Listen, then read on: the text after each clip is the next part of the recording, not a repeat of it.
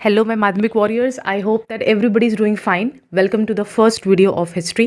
And बहुत सारे लोग बहुत सारे रिक्वेस्ट कर रहे थे कि दीदी शुरू कीजिए जल्द से हमारा कोर्स. Here it is.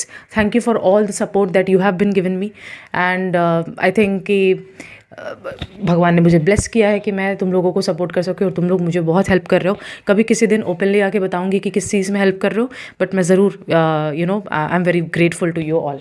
सो ये पहला वीडियो होने वाला है हिस्ट्री को लेकर के, बिकॉज तुम्हारा चैप्टर 1 को छोड़ करके मेजॉरिटी जो सेक्शन है पूरा का पूरा हिस्ट्री में, वहाँ पे हम लोग बात करेंगे ब्रिटिश ईस्ट इंडिया कंपनी के बारे में, ब्रिटिश सरकार के बारे में. तो ये कहीं ना कहीं हमारे अंदर एक क्लैरिटी होना चाहिए कि जब हम लोग ब्रिटिश ईस्ट इंडिया कंपनी बोलते हैं तो हमारा क्या मकसद है, हम किस कंपनी के ऊपर उंगली उठाकर उसे ब्रिटिश ईस्ट इंडिया कंपनी कह रहे हैं. आखिर उस कंपनी का इतिहास क्या रहा, क्या वही इकलौता कंपनी था जो इंडिया आना चाहता था, उसके अलावा कोई और कंपनी भी था क्या, या फिर अगर वो कंपनीज आना चाहते थे इंडिया में तो वो क्यों आना चाहते थे इंडिया में, आखिर ऐसा खास क्या था. आज के इस बेसिक लेक्चर में और आने वाले आई गेस एक और लेक्चर में हम लोग इसी इतिहास के बारे में समझेंगे. ये 2 लेक्चर अगर तुमने मन लगा के लिख लिया, पढ़ लिया, आई कैन गारंटी पूरा का पूरा हिस्ट्री का जो मेन क्रक्स है कि चैप्टर किस तरीके से बटे हुए हैं वो तुमको पूरा समझ में आ जाएगा. मैं जिस ऑर्डर में फॉलो करूंगी और मैं जिस ऑर्डर में तुमको रिकमेंड करूंगी पढ़ना शुरू करने के लिए हिस्ट्री, उसी ऑर्डर में पढ़ना. चैप्टर 1 शुरुआत में मत उठाओ, चैप्टर 1 महा बोरिंग है. चैप्टर 1 शुरुआत में मत उठाओ. चैप्टर 2 के साथ हम लोग अपना शुरुआत करेंगे क्योंकि चैप्टर 2 बहुत इंटरेस्टिंग है, बट डायरेक्टली उस पर जंप नहीं करेंगे. थोड़ा सा इस कंपनी के इतिहास के बारे में हमें जानना पड़ेगा. अदरवाइज़ क्या होगा कि हम लोग बस मार्क्स लाने लायक तो बन जाएंगे लेकिन नॉलेज के लेवल पे एक ज़ीरो होंगे. इसलिए सो let us start with it. मैं चाहूँगी एक और चीज़ बोलना, तुम लोग 2 कॉपीज़ मेंटेन करोगे. एक कॉपी होगा जिस कॉपी में तुम लोग यहाँ पे जो भी मैं क्लास में लिखवा रही होंगी वो मेंटेन करके लिखोगे, और एक जो कॉपी होगा वो तुम्हारा डिफरेंट कॉपी होगा जिसमें मैं जो नोट्स भेजूंगी, डिटेल नोट्स, वो लिखना पड़ेगा. मतलब कि एक पतला सा कॉपी बनाना जिसमें क्लास नोट्स रहेगा और एक मोटा थोड़ा कॉपी बनाना जिसमें कि नोट्स रहेगा. और जो नोट्स भेजूंगी अगर तुम लोग इंग्लिश मीडियम से हो तो तुमको बहुत हेल्प मिलेगा, क्योंकि mind you I can guarantee कि वो नोट्स एक्चुअली बहुत अच्छे होने वाले हैं. मैंने बहुत ज़्यादा मेहनत करके उन नोट्स को लिखा है और लिख रही हूँ, और भी जो पुराने नोट्स है उसको फ्रेश कर रही हूँ, उसको और बेटर बना रही हूँ. So let us start with the discussion. I hope that you are sitting with a copy के साथ, पेन के साथ. डेमो लेक्चर है, इट डजेंट मैटर. कॉपी किताब पेन के साथ बैठो, मज़ा आएगा. Okay, let's start with it. देखो, ऑलरेडी हम लोग जानते हैं कि वर्ल्ड मैप में यूरोप कहाँ दिखता है, हम लोग जानते हैं. बट यूरोप का नक्शा तुम्हारे माइंड में क्लियर होना चाहिए, क्योंकि जब मैं तुमको बोलूँगी कि ये इंग्लैंड है, जब मैं तुमको बोलूँगी ये ब्रिटेन है, तो तुमको क्लैरिटी तो होना चाहिए कि आप ब्रिटेन किसको बोलती हैं, इंग्लैंड किसको बोलती हैं, आप फ्रांस किसको बोलती है, पोर्तुगल किसको बोलती हैं. तो ये इसलिए मैं यहाँ पे 2 डायग्राम्स बनाऊंगी और तुम लोग भी मेरे साथ बनाओगे ये, और मार्किंग करोगे, बिकॉज हर एक जो यहाँ पे लिखूंगी मैं इस मैप के अंदर, उस मैप से रिलेटेड हिस्ट्री में कहीं ना कहीं एक रेफरेंस होगा. इसलिए बिकॉज पूरा का पूरा हिस्ट्री अंग्रेज़ों के ऊपर है कि अंग्रेज़ों ने कैसे अत्याचार करा, अंग्रेज़ों ने कैसे हमें ब्रेन वॉश किया, हम कैसे बाहर निकले. तो कहीं ना कहीं अंग्रेज़ कहाँ से आ रहे थे उसके बारे में इन्फॉर्मेशन हमें बहुत क्लियरली पता होना चाहिए. ठीक है, मैं क्या बोल रही हूँ ये सारा चीज़ तुमको समझ में आना चाहिए. तो कॉपी किताब निकाल लो. एक हम लोग डायग्राम बनाएंगे, तो मेरे साथ थोड़ा सा बनाना, और मैं भी यहाँ पे अपने कॉपी को रेफरेंस में लेकर बनाऊंगी ताकि मैं जब नोट्स शेयर करूँ तो उस नोट्स के साथ बिल्कुल मैच हो. ऐसा ना हो कि क्लास में तुम लोग को कुछ डिफरेंट दिखाई दे और नोट्स में कुछ और. तो देखो, ये हम लोग यहाँ पे एक छोटा सा स्ट्रक्चर बनाएंगे. बनाओ मेरे साथ. ये छोटा सा स्ट्रक्चर बनाएंगे और ये बस एक रफ डायग्राम होने वाला है. ठीक है, ये एक स्ट्रक्चर बनाया. इसके बाद यहाँ पे एक स्ट्रक्चर बनाएंगे, ये वाला, और फिर यहाँ पे एक स्ट्रक्चर बनाएंगे. ठीक है. अच्छा, यहाँ पे अभी ये मत बनाओ, ये मतलब अगर बना लियो तो मिटाओ भी मत, अभी उसको बनाना ही है. ये हुआ.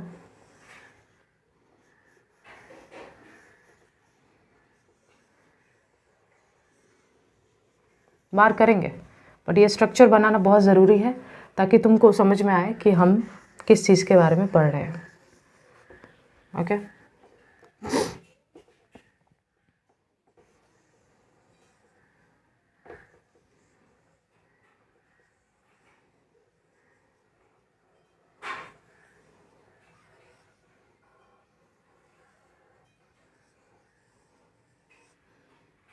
ओके. अब ये जो तुम अपने, अब इसमें कुछ मार्किंग करेंगे. ये जो सामने दिख रहा है इसको हम लोग बोलते हैं आयरलैंड. ये है आयरलैंड. ठीक है। और आयरलैंड के ऊपरी हिस्से को हम लोग बोलते हैं नॉर्थ आयरलैंड। ये लिखना ज़रूरी इसीलिए क्योंकि अभी थोड़ी देर में समझ में आएगा।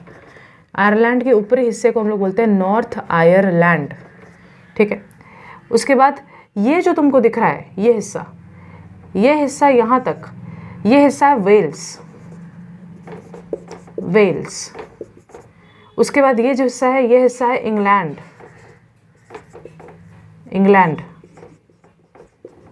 जी हाँ। और ये जो हिस्सा है ये है स्कॉटलैंड।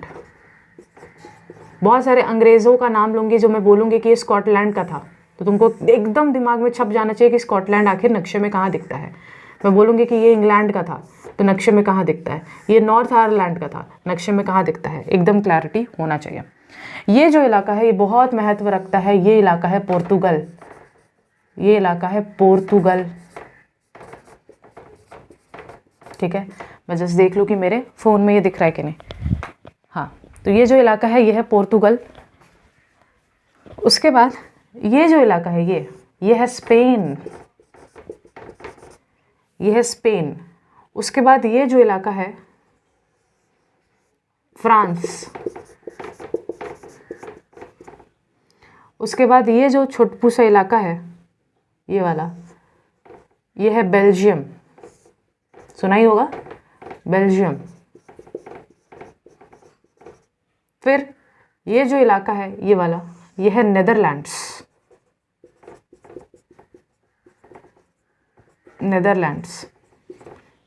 उसके बाद ये जो यहाँ से शुरू हुआ, यहाँ से लगभग लेकर जाके इधर पे जाके ख़त्म करो, ये है जर्मनी। हिटलर याद है ना, जर्मनी का, जर्मनी। इसके बाद ये जो छोटकू सा इलाका है ये है स्विट्ज़रलैंड,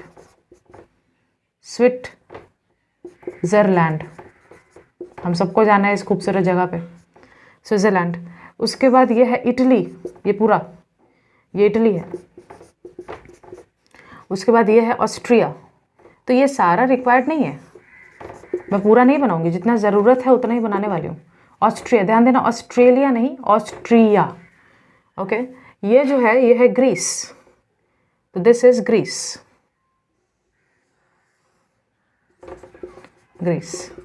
ये यूरोप का जगह नहीं है, ये हिस्सा मतलब आधा हिस्सा टर्की का उस तरफ है, आधा हिस्सा इस तरफ है, तो ये टर्की का हिस्सा आता है, ये यूरोप का हिस्सा नहीं है, ठीक है। ये कुछ तुमने कंट्रीज देखे।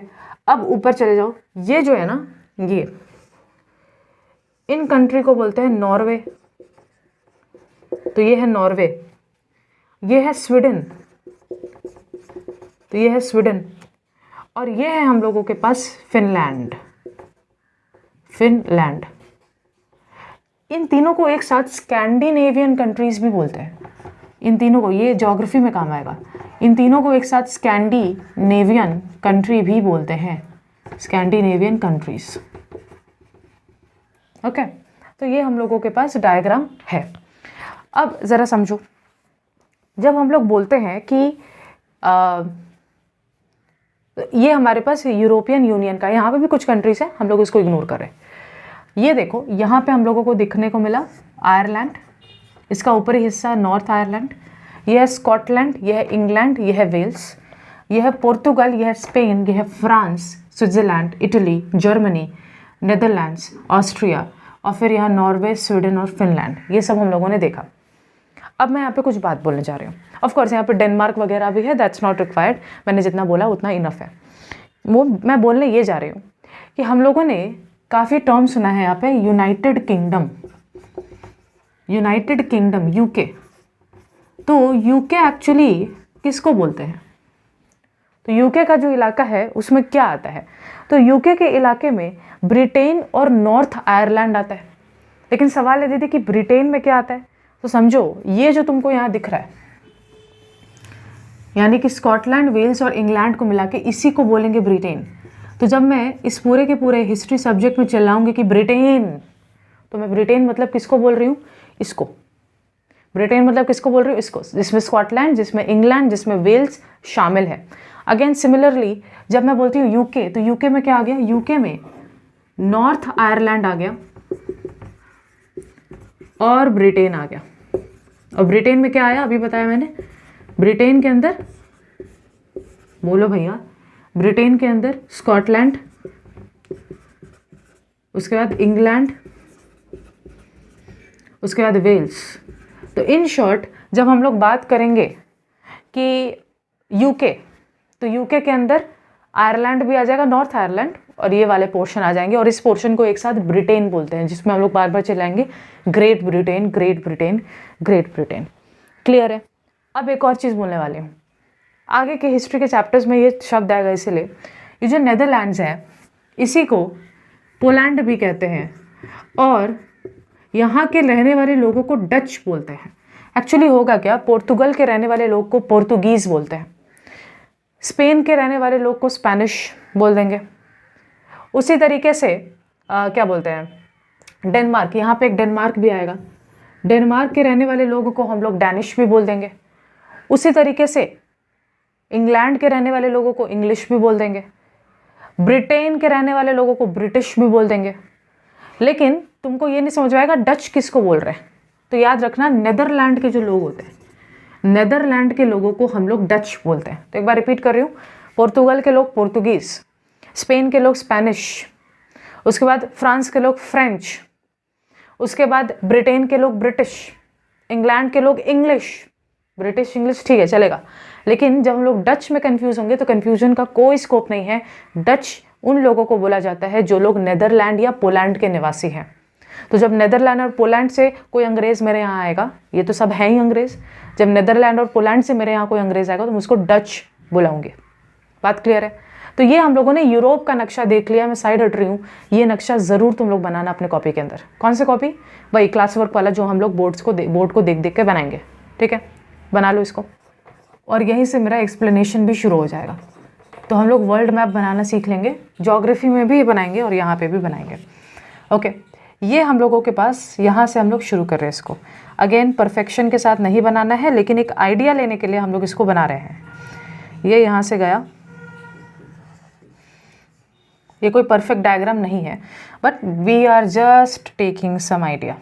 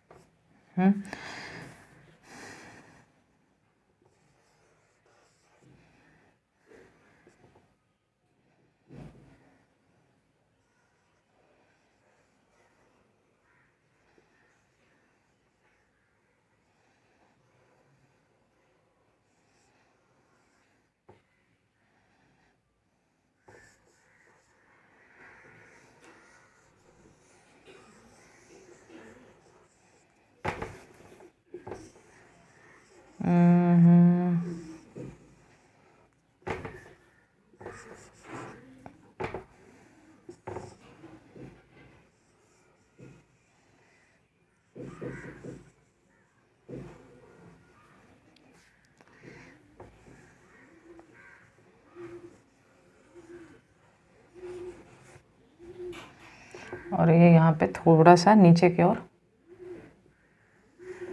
नामकरण करेंगे, अभी रुक जाओ।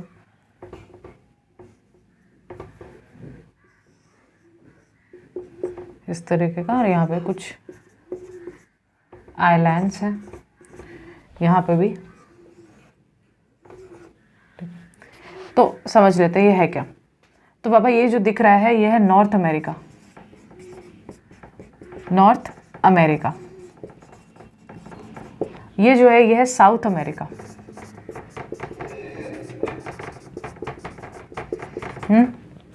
इसके बाद ये ग्रीनलैंड है, ये सब तुमको नहीं जानना है। ये जो है वो यूरोप का एरिया है जो हम लोगों ने अभी मैप में देखा था। इतना परफेक्टली नहीं ड्रॉ किया है इसको, but you get the idea. Even ये जो है तुम्हारा ये सारा पोर्शंस आयरलैंड वगैरह का ये यहाँ पे है, इटली वगैरह का जो हम लोगों ने बात किया था। यू जस्ट एक रफ आइडिया लिया है भाई साहब, ठीक है। यहाँ पे अफ्रीका है। ओके जी, अच्छा ये हम लोगों का इंडिया है, ये तो देख के ही समझ में आ जाता है सबसे यूनिक फीचर। ये ऑस्ट्रेलिया है। अब ये हम लोगों को बस समझना है इतना सही बात। हम लोगों ने ऑलरेडी देखा कि यहाँ पे कैसे पोर्तुगल था कोने में। ऑफ कोर्स ऐसा डायग्राम नहीं दिख रहा था। अगर मैं यहाँ पे एकदम परफेक्शन के साथ बनाऊँ, तुम लोग ऐसा बना चुके हो तो ठीक है, यहाँ पे कोई बात नहीं है। अगर हम लोग जानते हैं कि एंड के वक्त ये कुछ ऐसा था, अगर मैं इसको और परफेक्ट कर दूँ, अगर मैं इसको और परफेक्ट करूँ तो ये कुछ ऐसा था, यहाँ से ये इस तरीके से गया, पतला हो गया था, थोड़ा छोटा बनाना पड़ेगा, पतला हो गया यहाँ से, ये भी यहाँ से थोड़ा सा, इतना परफेक्ट नहीं। अगर तुम लोगों ने मेरे साथ ड्रॉ कर लिया ना वो, तो उसको ये रिपीट करने का ज़रूरत नहीं है, बट मैं यहाँ पे कुछ समझाना चाह रही हूँ।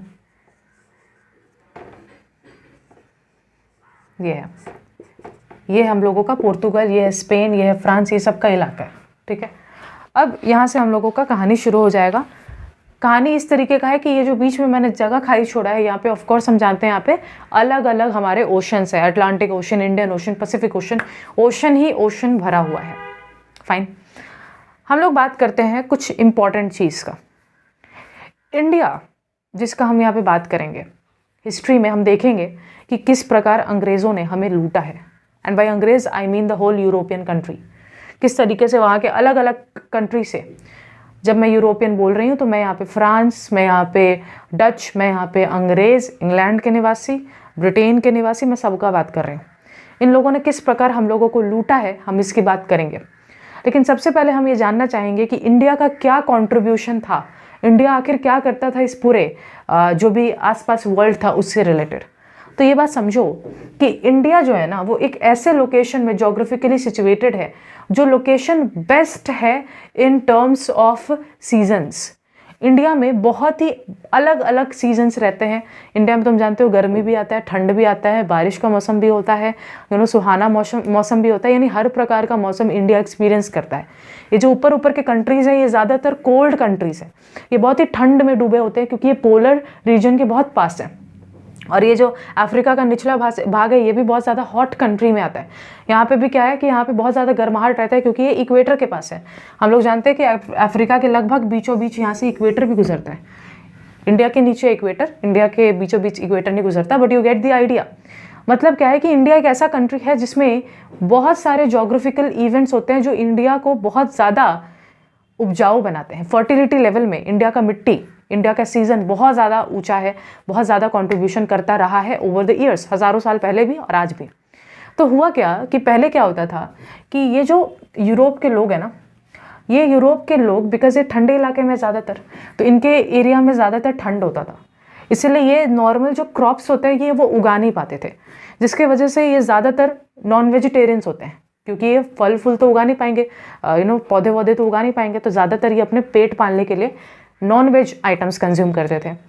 अब प्रॉब्लम क्या है कि नॉन वेज आइटम्स ना जल्दी सड़ते हैं, जल्दी ख़राब होते हैं, उनका स्थिति जल्दी बिगड़ता है, जिसके वजह से ये लोग काफ़ी डिपेंडेंट थे इंडिया के मसालों के ऊपर, क्योंकि इंडिया के मसालों सिर्फ खाने को चटकार नहीं बनाते, वो खाने को प्रिजर्व करने में भी बहुत मदद करते हैं, खाना को लंबे देर तक टिकने में, खाने में सुगंध पैदा करने में मदद करते हैं।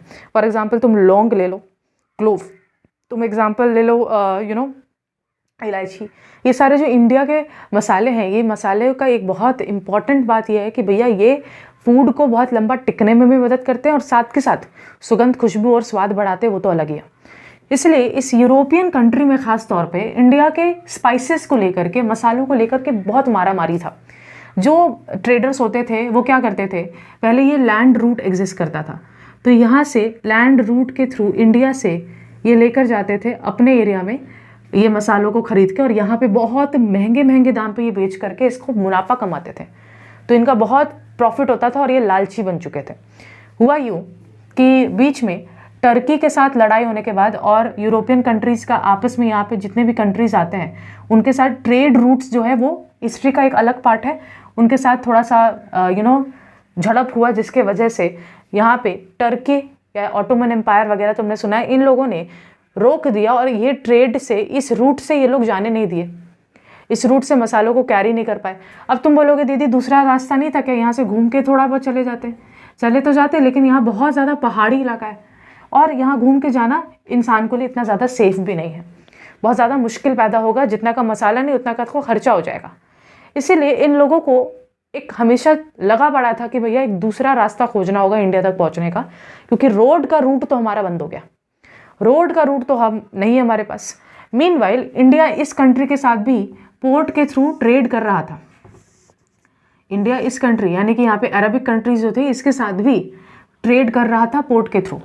तो जब अरबिक कंट्रीज़, ये सारे के सारे अरबिक कंट्रीज़ माने जाते हैं, जब इन लोगों ने रास्ता बंद किया अंग्रेज़ों के लिए, तो ये लोग तो बड़े खुश हो गए कि लगता है कि हमारे रास्ते से एक खिलाड़ी ख़त्म हो गया। क्योंकि तुम सोचो ना, इंडिया इज़ द प्रोड्यूसर, वो मसाले बना रहा है, मसालों का डिमांड ही डिमांड है, ये भी डिमांड कर रहा है, ये भी डिमांड कर रहा है। तो इंडिया का तो लिए सबसे बेस्ट पोजीशन है, लिटरली इंडिया के लिए सबसे बेस्ट पोजीशन था। क्योंकि अगर 100 रुपये का अनाज प्रोड्यूस हो रहा था तो उसमें से 33 रुपीज़ तो सिर्फ इंडिया के इस सब कॉन्टिनेंट से आता था। तुम इमेजिन करो, इन सब जायंट्स का कंपैरिजन में इंडिया बहुत ही छोटा है, लेकिन ये इंडिया 100 रुपये का अगर फसल पैदा हो रहा है तो उसमें से 33 का कंट्रीब्यूशन इंडिया अकेले देता था।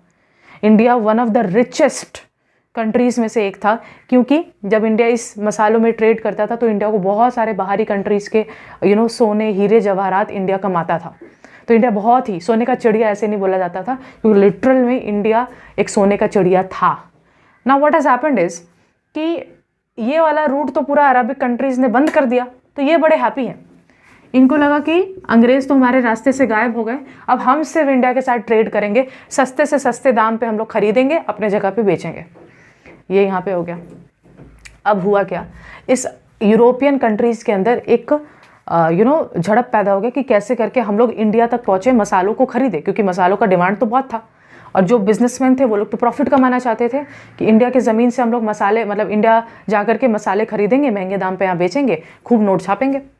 अब हुआ क्या, ये जो यूरोपियन यूनियन के लोग थे, यहाँ पे यूरोप में एक हम लोग बोलते हैं कि यहाँ पे उस 1450s की, तो 1450s के दौरान ना जो यूरोप का एरिया है वहाँ पे बहुत सारे इन्वेंशंस होने लगे, तरह तरह के हाई मैकेनाइज्ड शिप्स वगैरह बिल्ट होने लगे। तो इसकी वजह से क्या हुआ, जो सेलर्स थे, जो नाव पे सवार होते थे, उन लोगों को बोला गया कि एक काम करिए, इन शिप में, जो कि अब बहुत दूर दूर का लंबा सफ़र तय कर सकते हैं और बहुत ही ज़्यादा सेफली बिल्ट ये शिप्स हुआ करते थे, तो इन शिप्स में बैठिए और जाइए डिफरेंट एरियाज़ को खोजिए जो कि बहुत ही ज़्यादा मसालों से रिच है, और ख़ास तौर पे इंडिया को खोजिए। इंडिया मसालों से भरा पड़ा है, इंडिया को खोजने की ज़रूरत है। तो हुआ क्या कि यहाँ से कई सारे शिप्स निकले, कोई फ्रांस से निकला, कोई स्पेन से निकला, अलग अलग जगहों से अलग अलग शिप्स निकले, और उनका मकसद एक ही था, उनका मकसद था इंडिया को ढूंढना। क्योंकि इंडिया अगर मिल जाता तो इंडिया से हम लोग फिर एक सी रूट ढूंढ करके इंडिया में ट्रेड करते। तो हुआ यूँ कि जहाँ पे हम लोगों ने यहाँ पे ड्रॉ किया था स्पेन से एक नाव लेकर बंदा निकला जिसका नाम हम सब ने सुना है, कोलंबस। तो कोलंबस निकलता है स्पेन से इंडिया के ओर, बट एक्चुअली में उस समय शिप्स तो डेवलप हो गए थे, लेकिन कॉम्पस इतना ज़्यादा डेवलप नहीं था, जिसके वजह से गलत डायरेक्शन पाने के कारण ये जो है ये शिप लेकर के पहुंच जाता है अमेरिका। कुछ समय तक तो ये भ्रम में रहता है, इसको लगता है कि हाँ भाई मैं तो इंडिया में ही हूँ, लेकिन उसको जब समझ में आता है यहाँ का हाल चाल देख करके कि इंडिया तो उसने इमेजिन करा था कि एक बहुत ही अमीर नेशन है, यहाँ तो गरीबी छाया हुआ है। जी हाँ, अमेरिका की बात कर रही हूँ, गरीबी छाया हुआ है। तो उसने कुछ समय बाद ये रियलाइज़ किया कि शायद मैं जिस कंट्री में कदम रख चुका हूँ वो इंडिया तो नहीं है। इसीलिए इसका जो वॉयज था, वॉयज मतलब ये जो यात्रा था, इसको हम लोग एक फेलियर मानते हैं। भले ही इंडिया के लिए निकला, लेकिन ये सक्सेसफुल हुआ नहीं। कुछ साल के बाद यहाँ पे समय आता है 1498 का। 1498 में एक और यात्री निकलता है जिसका नाम है Vasco da Gama. Vasco da Gama जो था वो पोर्तुगल का था। तो वास्को ड गामा पोर्तुगल से निकलता है और पोर्तुगल से निकल करके वो इंडिया सफ़र करने की तैयारी में जुट जाता है। लेकिन हुआ क्या कि वो अफ्रीका के इस यहाँ पे आकर के रुक गया। उसको लगा कि वो इंडिया पहुँच गया है, लेकिन एक्चुअली वो गलत था। इस जगह का नाम है केप ऑफ गुड होप। नाम याद रखने की ज़रूरत नहीं है, केप ऑफ गुड होप। तो ये यहाँ पे पहुँच जाता है और इसको लगा कि ये इंडिया पहुँच गया, बट एक्चुअली में इंडिया से आए हुए एक ट्रेडर ने उसे बताया, इंडिया से एक ट्रेडर यहाँ पे मौजूद था, उसने बताया कि आप एक्चुअली गलत जगह, ये मैडागास्कर है, आप एक्चुअली गलत जगह पहुँच गए हो, इंडिया तो दूर है और आप चिंता मत कीजिए, मैं आपकी मदद करता हूँ इंडिया पहुँचाने में। और इसको यहाँ से नाव पे ले करके यहाँ पे इंडिया पहुँचा देता है।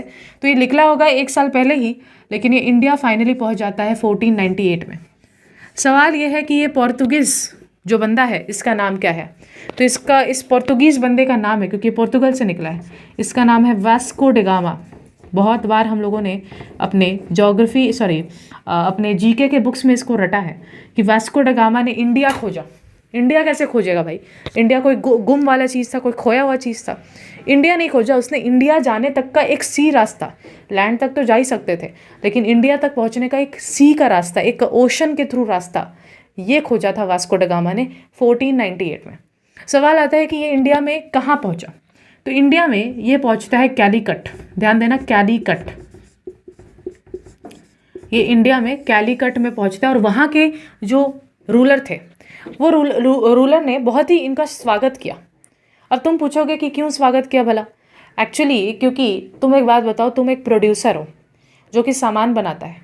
अब तुम देख रहे हो कि तुम्हारे सामान को चाहने वाले ये अरब कंट्रीज़ हैं, तुम्हारे सामान को चाहने वाले अब ये लोग भी आ चुके हैं, तो अच्छा ही है ना, तुम्हारा सामान तो और बिकेगा, तुम और मुनाफा कमाओगे, तो इंडिया के लिए तो अच्छा ही था ये। हमें क्या पता था कि बाद में ये लूटपाट से पूरा का पूरा कब्जे पे आएंगे, वो तो बाद का इवेंट है। लेकिन शुरुआत में जब ये आए तो इनका बड़े धूमधाम से स्वागत हुआ, बहुत ही इनका खान पान हुआ, बहुत ज़्यादा देख रेख हुआ। ये भी याद रखना है साइड बाय साइड कि जब ये 1498 में इंडिया में आया, उस समय दिल्ली सल्तनत का रूल था, यानी कि तुम लोग लोधी डायनेस्टी वगैरह के बारे में सुने हो, उनका रूल चल रहा था सेंटर पे। ये सारे जो रीजन थे कॉर्नर में, ये सारे रीजन में लोकल रूलर्स रूल करते थे, लेकिन मेन पावर दिल्ली सल्तनत का था। धीरे धीरे जब ये दूसरी बार आएगा, तीसरी बार आएगा, तो दिल्ली सल्तनत ख़त्म होता चला जाएगा और मुग़ल एम्पायर जो है वो इंडिया का सेंटर पावर बनेगा।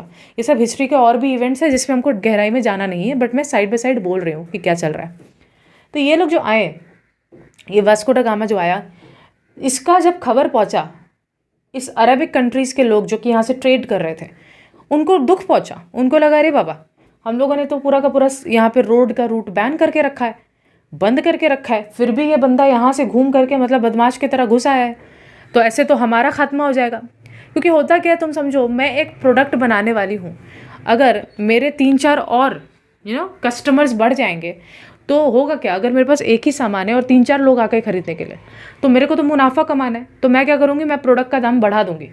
मैं बोलूँगी जिसके पास हैसियत है वो मुझे 10% एक्स्ट्रा वैल्यू पे खरीद के दे के चल जाए। तो होता क्या है कि जब यहाँ पे बहुत सारे कस्टमर्स आ जाते हैं तो इससे प्रोडक्ट महंगा हो जाता है, जो इंडिया के नज़रिए से बहुत अच्छा चीज़ था, लेकिन अरबिक कंट्रीज़ के लोगों को अच्छा नहीं लगा। उन्हें लगा कि ऐसा कैसे हो सकता है, ये तो हमारे नाक में दम कर देंगे, हम जो इतना मुनाफा कमा रहे थे ये मुनाफा अब रिड्यूस होगा। इसलिए अरबिक कंट्रीज़ को उस समय ये पसंद नहीं आया कि पोर्तुगीज़ लोग क्यों आए, यूरोपियन लोग क्यों आने लगे। तो पहली बात सुनो, कौन से कंट्री के लोग ने इंडिया में पहली बार कदम रखा ट्रेड पर्पस को लेकर के, तो वो पोर्तुगीज़ लोग थे। ध्यान देना, अभी ये अपना कंपनी बना के नहीं आया, बस ये यहाँ पे रहने आया, जिसके वजह से मतलब यहाँ का माहौल देखने आया। 3 महीना वो यहाँ इंडिया में था, वास्को ड गामा। उसने इंडिया में मतलब कई सारे शिप्स को लेकर आया था, अकेले शिप लेकर तो इतना बड़ा ओशन कवर करते हुए आएगा नहीं, कई सारे शिप्स को लेकर के आया था। इंडिया में पहुँचा, इंडिया के बहुत सारे सामानों को उसने लोड किया, और लोड करके वापस जब वो गया यूरोप में, तो उसने नोटिस किया कि अपने टोटल आने जाने का जितना भी खर्चा हुआ, उन खर्चे को अगर हटा देना तो भी 60 गुना प्रॉफिट कमाया। मान लो तुम्हारा खर्चा जो है ना, वो खर्चा था 10 रुपये, 60 गुना प्रॉफिट कमाने का मतलब क्या है? तुम्हारा खर्चा अगर 10 रुपये हो और तुम 60 गुना प्रॉफिट कमाओ, मतलब तुम 600 रुपये कमाओ। इतना ज़्यादा प्रॉफिट जब इसने कमाया यूरोप में जाके, तो बाकी सारे लोगों का आँख चढ़ गया कि बाबा इतना पैसा, कि पूरा का पूरा जो खर्चा था वो रिकवर हो गया, 60 गुना प्रॉफिट कमाया होगा। आखिर इंडिया में ऐसा है क्या? इंडिया के चीज़ों में ऐसा है क्या? और फिर रेस सा लग गया कि हमें इंडिया में पहुंचना है, और कई सारे कंट्रीज़, कई सारे कंपनीज़ इंडिया में घुसेंगे, जिनका मेन मकसद एक ही होगा कि इंडिया में जगह जगह पे अपना बसेरा जमाना, वहाँ से ट्रेड करना, वहाँ से अपने वेल्थ को निचोड़ना, और धीरे धीरे जा कर के यूरोप में बेचना और उससे कई गुना प्रॉफिट कमाना। और ये जब भी आएंगे तो ये बहुत सारे शिप्स अपने लेते हुए आएंगे, क्योंकि इनका एक ही मकसद है ना कि बल्क में शिप्स लेकर आओ और यहाँ पे बहुत सारा भर भर के लेकर जाओ और वहाँ पे कमाओ। इंडिया में सस्ते दामों पे मिल जाएगा, और वहाँ पे बिकॉज इतने सारे लोग चाहने वाले हैं इस मसालों को, तो वहाँ पे बहुत महंगे दाम पे हम इसको बेच सकते हैं। इनका ये मकसद था। तो हम लोग आज के वीडियो में तो इतना ही पढ़ेंगे, क्योंकि वीडियो बहुत लेंदी हो जाएगा अदरवाइज़। फिर अगले वीडियो में हम बात करेंगे कि वास्को ड गामा के बाद कौन आता है, और धीरे धीरे कैसे पोर्तुगीज़ लोगों ने अपना यहाँ बसेरा जमाया, और पोर्तुगीज़ के बाद धीरे धीरे कैसे डच लोग आते हैं, ब्रिटिश कंपनी आता है, उसके बाद और भी कई कंपनीज आते हैं, और कैसे ब्रिटिश कंपनी ने बाकी सभी कंपनीज़ को अपने रास्ते से, अपने मैदान से खदेड़ कर इंडिया में बहुत जगहों पे अपने बसेरा जमा लिया, और धीरे धीरे रूलर्स को भी धीरे धीरे नॉकआउट करते हुए पूरे इंडिया को घेर लिया, इंडिया को कब्जा में ले लिया। ये एक वीडियो देखा, दूसरा वीडियो देखने के बाद आई एम श्योर कि तुम लोगों को पूरा का पूरा जो मेन क्रक्स है कि अंग्रेज़ कौन थे, क्यों इंडिया में आए थे, ये अंग्रेज़ों का कंपनी का नाम क्या था, उनका मेन मकसद क्या था, वो सारा चीज़ तुमको क्लियर हो जाएगा। We will talk about it in the next video. Hope you liked it. If you did, you can purchase the course. And अगर तुमको लगता है कि genuinely you want to help some of your friends also and help me in the indirect way,